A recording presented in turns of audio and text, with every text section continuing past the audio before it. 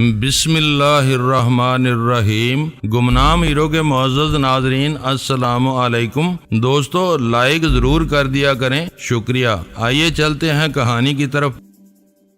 رہائشی نمبر 1 ہی تھا جس سے ظاہر ہو رہا تھا کہ وہ دونوں ایک ساتھ رہتے تھے۔ یہ ایک اچھی بات تھی، ان دونوں کو الگ الگ دمکانے کی کوئی ضرورت نہیں تھی۔ ایک کو دیا ہوا پیغام بلا تاخیر دوسرے تک پہنچ سکتا تھا۔ اس کام سے نمٹ کر اول خان بھی ہم سے رخصت ہو گیا۔ اپنے فرائض کی ادائیگی کے سلسلے میں وہ دن اور رات کے کسی بھی وقت کی پرواہ کیے بغیر مستعدی کا مظاہرہ کرتا تھا۔ سستی اور کاہلی نام کی کوئی خصلت اسے چھو کر بھی نہیں گزری تھی۔ اول خان کی آواز پر ویرا اپنا آدھا گلاس کمرے میں چھوڑ آئی تھی۔ دروازے سے اسے رخصت کر کے وہ دوبارہ اپنے کمرے میں گھس گئی۔ بعد میں بھی اس کے کمرے میں پہنچ گیا۔ اس وقت وہ کھڑے کھڑے بے تابی سے ایک لمبا گھونٹ لے رہی تھی۔ پینی ہی ہے تو بیٹھ کر آرام سے پیو، کوئی تم سے یہ گلاس چھین نہیں لے گا۔ میں نے اسے ہلکی سی سرزنش کی۔ حیرت ہے کہ تم پرانے پاپی ہوتے ہوئے مجھے یہ مشورہ دے رہے ہو۔ اس نے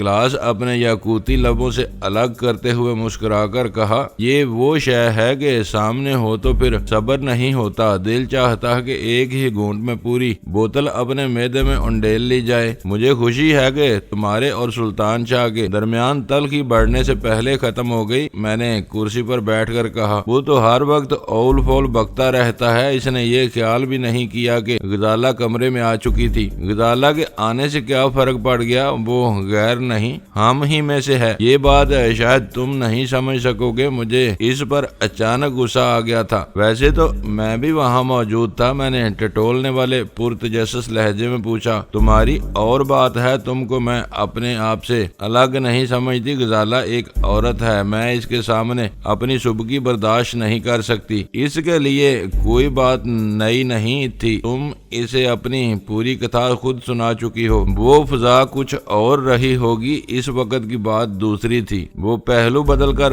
بولی، حرامی بچہ اپنا نام کچھ بھی رکھ لے، وہ حرامی ہی رہتا ہے، لیکن کوئی اسے اس نام سے پکارے تو وہ اسے گالی سمجھ کر مرنے مارنے پر تل جاتا ہے۔ اس نے اپنی بات واضح کرنے کے لیے اتنی کھلی مثال دی تھی کہ مجھے خاموش ہو جانا پڑا۔ کیا یہ ممکن ہے کہ آج رات ہم دونوں کہیں باہر جا سکے؟ کچھ دیر کے سکوت کے بعد اس نے وہ سوال کر کے مجھے چونکا دیا۔ باہر جا کر تمہیں کیا مل جائے گا؟ میں نے سرسری انداز میں پوچھا۔ خلوت اور تنہائی جو اس گھر میں میرے اور تمہارے لیے نایاب ہے۔ اس نے ٹھنڈا سانس لے کر حسرت سے کہا، میں گورڈین کی احسان مند ہوں کہ اس کی وجہ سے تم نے میرے لیے اپنائیت کا ایسا اظہار کیا جسے سننے کے لیے میں ترسی ہوئی تھی۔ وہ وہسکی کے گلاس کو اپنی لمبی لمبی مخروطی انگلیوں میں گھما رہی تھی اور اس کی نظریں میرے چہرے پر جمی ہوئی تھی۔ وہ کہہ رہی تھی، آج تک میں سمجھتی رہی کہ صرف میں تمہیں پسند کرتی ہوں۔ تمہارے دل میں میرے لیے ہمدردی ضرور ہے، لیکن اس سے زیادہ نرم کوئی گوشہ نہیں ہے۔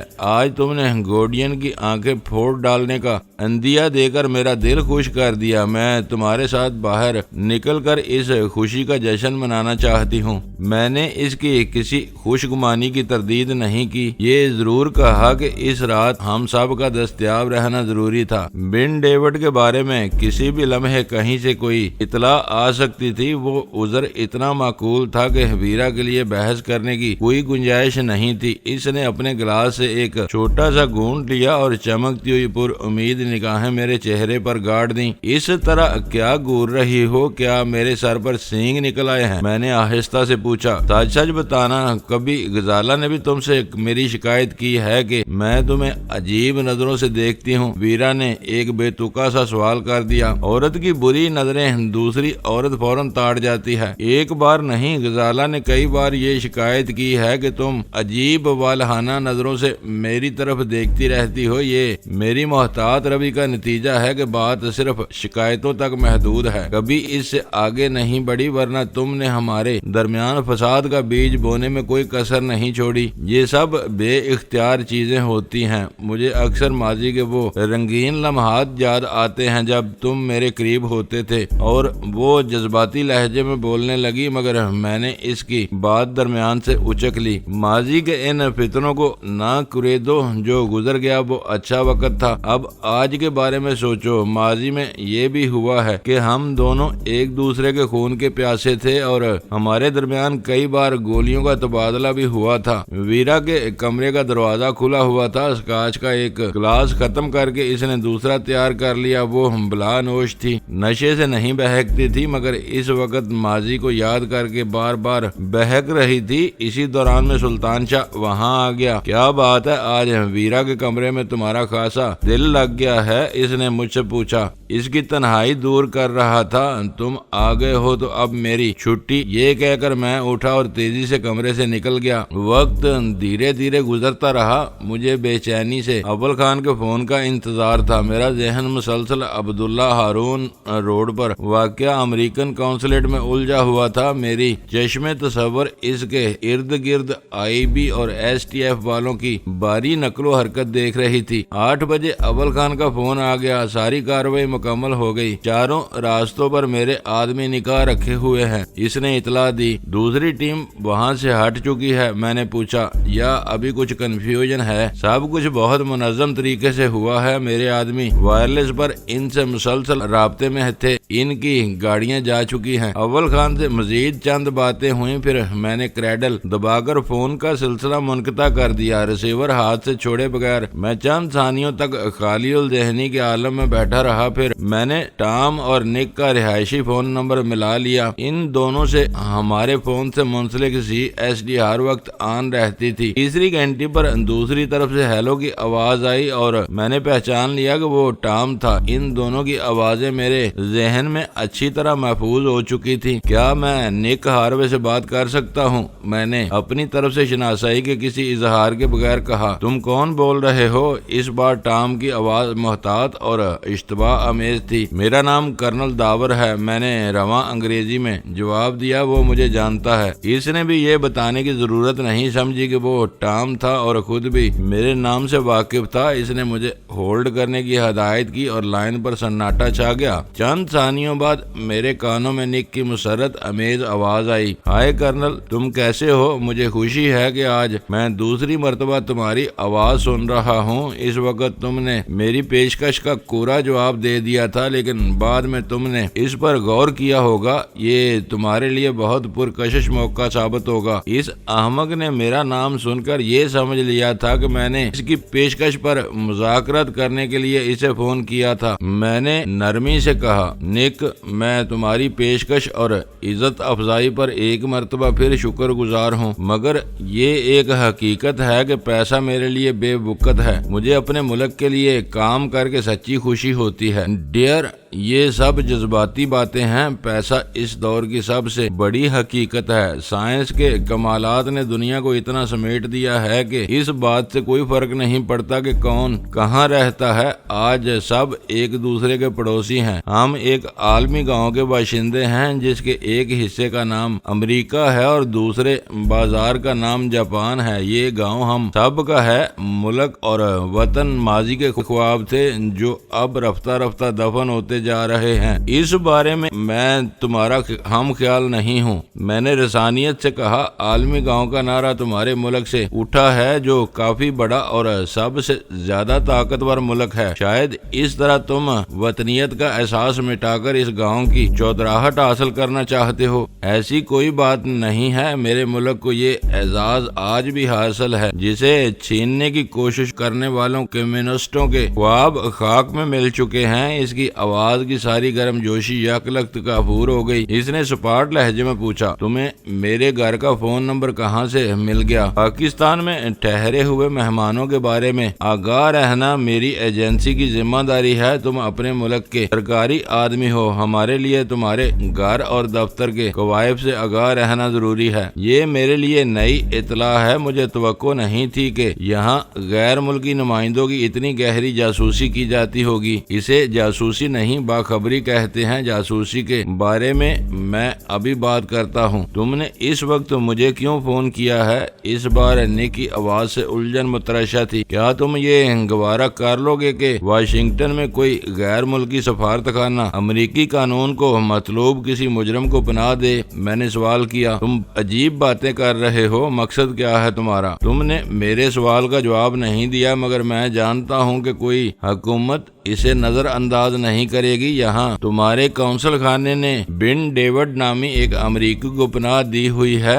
جو جیک اور تمہارے 2 کمانڈوز کے قتل کے الزام میں ہمیں مطلوب ہے۔ یہی بات صبح تم نے گھما پھرا کر کہی تھی۔ اس کا لہجہ تلخ ہو گیا۔ اب پھر اسے دہرا رہے ہو۔ تم چاہتے کیا ہو؟ بن ڈیوڈ یا آئی مین کے سر پر سے اپنا ہاتھ اٹھا لو، اسے ہمارے حوالے کر دو یا کم از کم کونسل خانے سے باہر نکال دو، میں نے مطالبہ کیا۔ شاید تمہارا دماغ چل گیا ہے، تم بے بنیاد الزام تراشی کر رہے ہو۔ تمہارے پاس اپنے دعوے کا کیا ثبوت موجود ہے؟ اس کا لہجہ اشتعال امیز ہو گیا۔ ثبوت تمہیں نہیں، عالمی پریس کو دیا جائے گا، میں نے پورے اعتماد لہجے میں کہا۔ میرے پاس کم از کم 2 ناقابل تردید ثبوت ہیں جنہیں کوئی نہیں جھٹلا سکتا۔ کیسے ثبوت ہیں وہ؟ اس نے سوال کیا۔ میرے اعتماد نے اسے تذبذب میں ڈال دیا تھا۔ وقت آنے پر تم کو پتہ چل جائے گا، میں نے بے نیازی سے جواب دیا۔ میں صرف یہ جاننا چاہتا ہوں کہ ان کی نوعیت کیا ہے۔ وہ تصویریں ہیں یا آوازوں سے بھرا ہوا کوئی کیسٹ ہے؟ اس نے بہت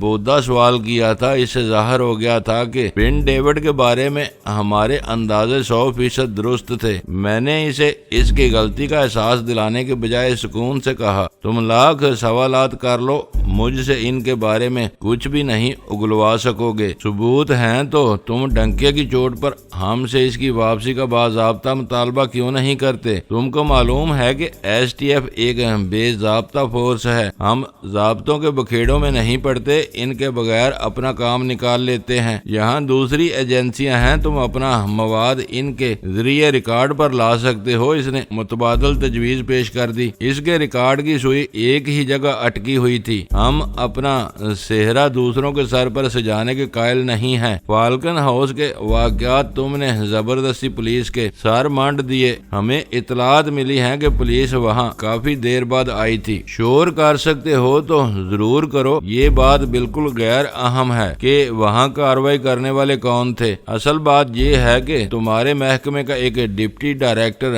2 ایلیٹ کمانڈوز کے ساتھ وہاں مارا گیا۔ کیلی زخمی ہونے کے بعد پکڑی گئی اور بن ڈیوڈ بھاگ کر تمہاری پناہ میں پہنچ گیا۔ تم بہت زہریلے اور خطرناک آدمی ہو۔ اس وقت میرے سامنے ہوتے تو میں تمہارا منہ توڑ دیتا۔ اس کے لہجے سے ظاہر ہو رہا تھا کہ وہ دانت پیس کر بول رہا تھا۔ اس کی بات جاری رہی، یہ سب نری بکواس ہے، تم مجھے ہراساں کر رہے ہو۔ تمہارے آدمیوں نے کونسل خانے کا محاصرہ کیا ہوا ہے، میں نام لے کر تمہاری شکایت کروں گا۔ تم کو یہ الہام کیسے ہو گیا کہ میری فورس نے کونسل خانے کا گھیراؤ کیا ہوا ہے؟ میں نے احتجاجیہ لہجے میں پوچھا۔ عمارت پر لگے ہوئے خفیہ کیمروں نے ایسے افراد کی تصاویر لی ہیں جو صبح سے مسلسل وہیں موجود ہیں۔ وہ مجھے نیچا دکھانے کی روانی میں کہہ گیا۔ یہ میرے لیے نئی اطلاع ہے، میں نے اس کا کہا ہوا ایک فکرہ منو ان دہرا دیا۔ ہم کمانڈو ایکشن کرتے ہیں، ایسی صبر آزما کارروائیاں ہمارے کسی ایکشن پلان میں شامل نہیں ہیں۔ تم کو ان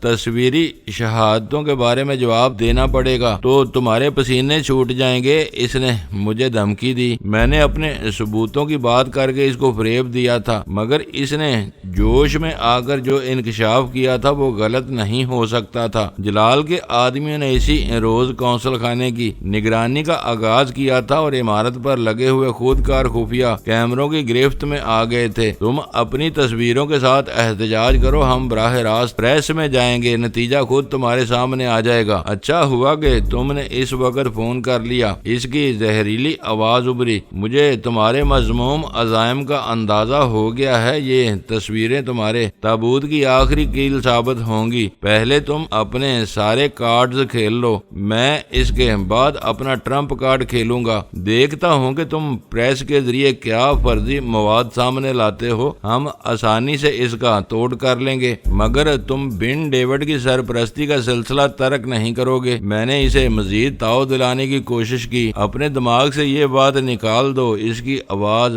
بیڑیے کی گراہٹ سے مشابہ ہو گئی۔ وہ کونسل خانے میں نہیں ہے، اسے شہر میں کہیں اور تلاش کرو۔ جلال نے کیلی کو تمہارے حوالے کر کے غلطی کی ہے۔ وہ مجھ سے بات کرتا تو میں اسے ہرگز یہ مشورہ نہ دیتا۔ اسے چارہ بنا کر بن ڈیوڈ کو آسانی سے گھیرا جا سکتا تھا۔ میں اس سے کہوں گا کہ وہ کیلی کو دوبارہ اپنی تحویل میں لے لے۔ یہ ناممکن ہے۔ اس نے میری بات درمیان سے اڑا دی۔ تم لوگوں نے اس نرم و نازک لڑکی پر بڑے ستم ڈھائے ہیں۔ اسے کسی چوپائے کی طرح بستر کے فریم سے باندھ کر رکھا گیا تھا۔ ہم اپنی ایک لڑکی ایسے وحشیوں کے حوالے نہیں کر سکتے جو تہذیب اور تمیز تک سے نا آشنا ہے۔ وہ تمہاری ماں، بیوی یا بیٹی نہیں ہے نک، میں نے تند سے کہا۔ ایک بڑے مجرم کی داشتہ ہے اپنے قیدیوں کی زبان کھلوانے کے لیے۔ تم اس سے زیادہ بدسلوکیاں کرتے ہو۔ کئی دن کے بھوکوں کے سامنے کھانا رکھتے ہو، وہ اس پر لپکتے ہیں تو پلیٹیں اٹھا لیتے ہو۔ پیاسے قیدی پانی مانگتے ہیں تو تمہارے ٹامی ان کے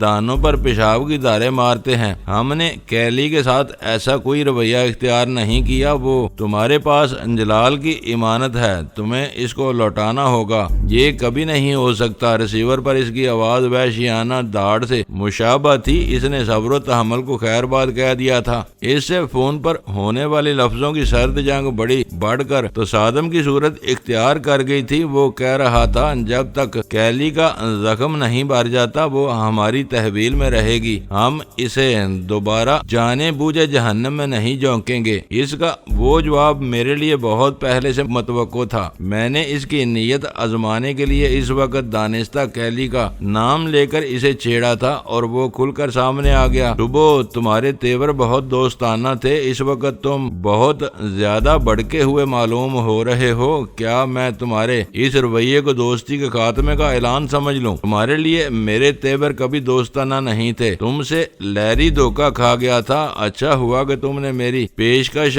رد کر دی۔ تمہیں FBI میں لے جانے سے بہتر ہے کہ ہم اپنے دفاتر میں کوئی زہریلا کوبرا پال لیں۔ تم بہت تنگ نظر اور متعصب آدمی ہو۔ تم جیسے لوگ ہی یہاں سرکاری صفوں میں چھپ کر ویرا اور ڈینی جیسے بدماشوں کی سرپرستی کر رہے ہیں۔ تمہارا یہ خیال بالکل بے بنیاد ہے۔ ویرا اور ڈینی کو یہاں کسی کی سرپرستی حاصل نہیں ہے۔ انہوں نے ہم کو تگنی کا ناچ نچایا ہوا ہے۔ تمہارے ہاتھ بہت لمبے ہیں، تمہارے پاس جدید ترین وسائل کی بھی کوئی کمی نہیں ہے۔ ہو سکے تو تلاش کر کے ان دونوں کو پکڑ لو، کوئی تمہارا ہاتھ نہیں روکے گا۔ بس بن ڈیوڈ کے بارے میں میرا جواب بھی یہی ہے، ہمیں نہیں معلوم کہ وہ کہاں ہے، تم خود اسے تلاش کر لو۔ اس کا مطلب ہے کہ مجھے پریس میں جانا پڑے گا۔ میں نے اسے ایک مرتبہ پھر دمکایا۔ ضابطے کی کارروائی کو نظر انداز کر کے تم نے براہ راست پریس سے رجوع کیا تو اس کا انجام بہت برا ہوگا۔ اس کے جواب نے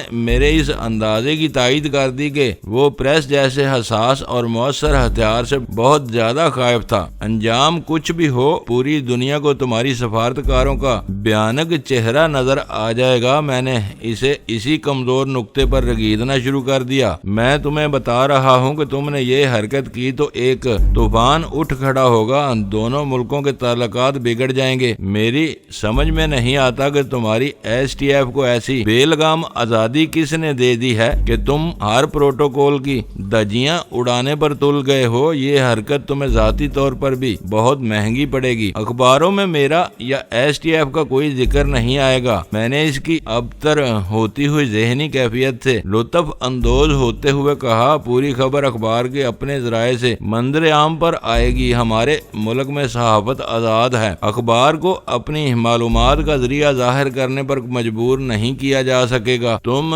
کسی 2 ٹکے کے رپورٹر کو خریدو گے تو پھر ہم بھی تم پر اوچھے وار کریں گے۔ نگرانی کرنے والوں کو سرکاری دہشت گرد قرار دیں گے تو تم بھول رہے ہو کہ سپر ہائی وے کے اڈے پر تمہاری STF کا کیا حشر ہوا تھا۔ تم ہمارے سیٹلائٹ نیٹ ورک سے زیادہ دور نہیں ہو۔ تمہارے ٹھکانوں کا سراغ لگا کر انہیں نیست و نابود کر دیا جائے گا۔ تمہاری لاشوں پر کوئی رونے والا بھی نہیں ہوگا کیونکہ تمہاری حکومت हुकूमत सरकारी सतह पर STF के वजूद से इनकारी है। इसकी वो हौलनाक बातें करीने क्यास थी। मुझे याद था कि बहीरा अरब में लंगर अंदाज किसी अमरीकी तैयारे बरदार जहाज से उड़कर आने वाले कमांडोज से स्टेशन 4 को बमबारी से तबाह करने की कोशिश की थी। ये और बात थी कि सहराब गोट से आगे का संगलाख वीराना इनका कब्रिस्तान बन गया था। इस मुहीब अमरीकी हमले के बाद से ही स्टेशन 4 आर्जी तौर पर मलीर छावनी के फौजी और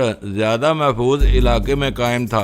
मैं जो अखबारात वाली बात को हवा दे रहा था, निक का गुस्सा बढ़ता जा रहा था। इसकी धमकियों में शिद्दत आती जा रही थी। ऐसा मालूम हो रहा था जैसे वो मुझे हर कीमत पर अखबारात से रजू करने से रोकना चाहता हो। इसकी पहले से कही हुई दो बातें मेरे जहन में ताज़ा होने लगी। सुबह के अजलास में इसने अमेरिका के खिलाफ मनफी अखबारी इत्तलात की गैर जरूरी तशहीर के बारे में अपनी हुकूमत की तशवीश का इजहार किया था और थोड़ी देर पहले ये भी कह डाला था कि वो खुफिया कैमरों की ली हुई तस्वीर को ट्रम्प कार्ड के तौर पर इस्तेमाल करेगा। मैंने अखबारात से रजू किया तो वो मेरी इल्जाम तराशी की संगीनी को मद्देनजर रखते हुए बाद में वो तस्वीर किसी मौजू कहानी के साथ सामने लाएगा। वो एक ढकी छुपी धमकी या पेशकश थी। मैं बिन डेविड के बारे में खामोश रहता और वो खुफिया कैमरों की तस्वीर दबाए रहता। मेरे पास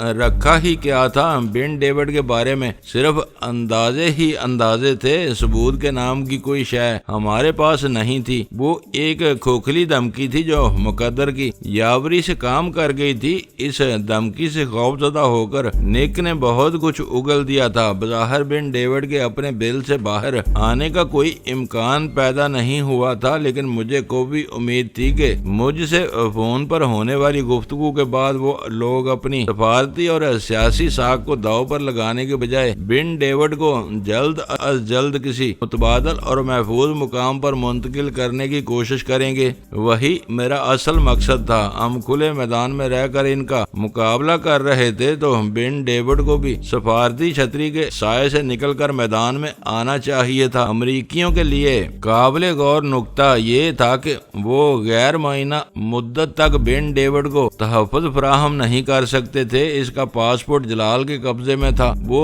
इतने खुले हकायक थे कि बिन डेविड का नाम बदलकर जाली कागजात पर पाकिस्तान से निकल जाना नामुमकिन था। वो एक चूहेदान में फंस कर खुद को महफूज तस्वर कर रहा था जिसके बाहर बदनसीबी इसकी मुंतजर थी। बिन डेविड पस मंजर में चला गया था, इसलिए वो इन नज़ाकतों से बिल्कुल बेखबर था। वो वही कुछ करने पर मजबूर था जिसके बारे में इसके मुरब्बी इसे हदायत देते। वो लोग बाहर की दुनिया से भरपूर राबते में थे। मेरा पैगाम इनके लिए चश्म कुशा साबित होना चाहिए था। वो ऐसे लोग थे जो अपने किसी बड़े फायदे के लिए अपने आदमियों को मरवा देने पर और फिर इन्हें कौमी हीरो का दर्जा देने में आर नहीं समझते थे। बिन डेविड को अपने गले में फंसी हुई हड्डी समझकर इन्हें इसको उगल देना चाहिए था। मैंने यकदम अपनी हिकमत अमली बदल डाली और फोन पर निक से कहा, इस वक्त तुम गैर जरूरी और खौफनाक बातें कर रहे हो। मेरी और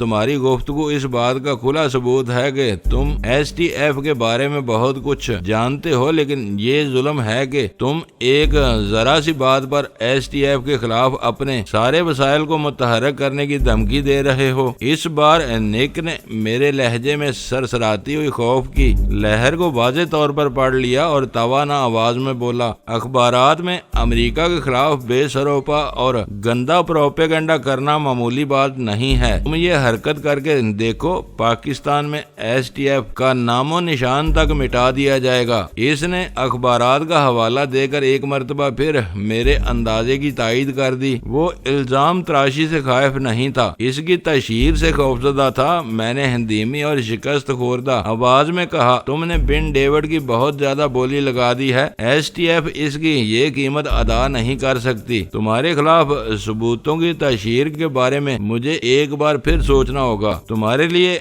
बेहतर यही है कि ये ख्याल अपने दिल से निकाल दो, इस लड़ाई में तुम्हें खसारे के सिवा कुछ हासिल नहीं होगा। फिलहाल मैं कुछ नहीं करूंगा। मैंने इसे यकीन दिलाया। सोच समझ कर 1-2 रोज में दोबारा तुमको फोन करूंगा। ये अच्छी बात है कि तुम खतरनाक होने ہونے کے ساتھ ذہین بھی ہو۔ نوشتہ دیوار آسانی سے پڑھ لیتے ہو، یہ یاد رکھنا کہ مجھے دھوکے میں رکھ کر تم نے پریس کا رخ کیا تو پھر وہی ہوگا جو میں بتا چکا ہوں۔ تمہاری تسلی کے لیے میں یہ بتا دوں کہ جس طرح تم اپنے ملک میں آنے والے میزبانوں کے کوائف سے باخبر رہنا اپنا فرض سمجھتے ہو، اسی طرح ہم کہیں جانے سے پہلے اپنے میزبانوں کے بارے میں مکمل آگاہی حاصل کرتے ہیں۔ FBI کے ریکارڈ کے مطابق پاکستان کے مختلف شہروں میں STF کے 10 مراکز ہیں۔ 11واں تمہارا ہیڈ آفس ہے جو اسلام آباد میں کام کرتا ہے۔ نک کے وہ الفاظ سن کر میرے پورے بدن میں چیونٹیاں سی رینگنے لگیں۔ STF کے بارے میں امریکیوں کی خفیہ معلومات میری توقع سے کہیں زیادہ تھیں۔ امریکیوں کی طاقت سے کون واقف نہیں ہے؟ ان کے جہاز طیارہ شکن توپوں کی پہنچ سے زیادہ بلندی پر ریڈار کی آنکھ سے پوشیدہ رہ کر پرواز کر سکتے ہیں۔ ان جہازوں سے گرائے جانے والے گائیڈڈ میزائل اور بم اپنے نشانوں پر بے خطا گرتے ہیں اور اپنی ذات میں آنے والی ہر ذی نفس کو چاٹ جاتے ہیں۔ اپنی سائنسی ترقی کے طفیل وہ اپنے ہر ہدف پر تاک کر نشانہ لگانے میں شہرت رکھتے ہیں۔ نک کے الفاظ نے مجھے پل بھر میں وہ سب یاد دلا دیا تھا۔ میں نے اپنی بدلی ہوئی حکمت عملی کے تحت کہا، ہمارے بارے میں تمہاری معلومات قابل رشک ہیں، اب وہ ثبوت میرے پاس محفوظ رہیں گے، کبھی اخبارات تک نہیں پہنچ سکیں گے۔ اب تم راہ راست پر آئے ہو تو ستھری لڑائی لڑتے ہو رہو، تم بن ڈیوڈ کو ڈھونڈتے رہو، ہم ویرا اور ڈینی کی تلاش میں لگے ہوئے ہیں۔ شاید کہیں ہمارے راستے ایک دوسرے کو کاٹتے ہوں، کام ہوتا ہے تو تصادم ہوتے رہتے ہیں اور کئی جانیں ان کے بینٹ چڑھ جاتی ہیں۔ یہ سب ستھرے کھیل کا حصہ ہوتا ہے۔ جب تک میں یہاں ہوں ہم کو بلیک میل کرنے کی کوشش نہ کرنا، اس کا انجام تمہارے حق میں بہت برا ہوگا۔ ہمارے درمیان ایک شریفانہ بات طے ہو گئی ہے، لڑائی جاری رہے گی مگر ابلاغ عامہ کا محاذ خالی رہے گا۔ میں اسے یاد رکھوں گا۔ میری آواز کھلی شکست کی گمازی کر رہی تھی۔ اب یہ نہ کہنا کہ تمہارے کونسل خانے کے گرد منڈلانے والوں کو واپس بلا لیا جائے، ان سے ہماری صحت پر کوئی اثر نہیں پڑتا۔ ضرورت پیش آئی تو تم خود انہیں ہٹا لو گے۔ کوئی بھی سورما بے آواز اور نادیدہ رائفلوں کے سامنے نہیں ٹکتا۔ ان میں سے 2-4 گریں گے تو باقی خود کونوں خدروں میں گھس جائیں گے۔ اس کی آواز میں غصے اور جلاہٹ کی جگہ بلا کا متکبرانہ اعتماد سمٹ آیا تھا۔ دوستو ویڈیو کو لائک ضرور کر دیا کریں۔ ISI پاک آرمی زندہ باد، پاکستان پائندہ باد۔ معزز ناظرین، اپنا خیال رکھیے گا اور اپنے اس چینل کا بھی شکریہ۔